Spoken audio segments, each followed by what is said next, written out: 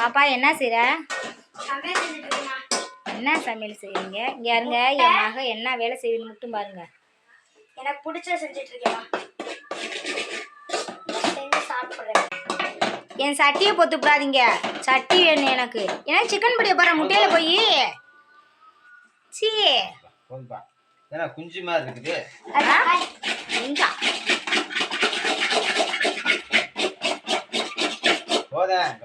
கிண்டு பாரு, இன்னும் கொஞ்சம் கிண்டுப்பா. பாருங்க, இது நாட்டுக்கோழி முட்டை இல்ல, வாத்து முட்டை. ஒரு முட்டை பொரிக்கிறதுக்கு எத்தனை கரண்டி யூஸ் பண்றாங்க? 3 முட்டை பாருங்க, 5 முட்டை மாதிரி இருக்கு. இங்க ஓடிக்கிட்டு இருக்கு. சாப்பிட்டா குத்து புரோட்டா மாதிரி இருக்குங்க. செம்ம டேஸ்டா இருக்கும். இதே மாதிரி நான் இதான் வீட்டில் போட்டு கொண்டுட்டு இருக்கேன்.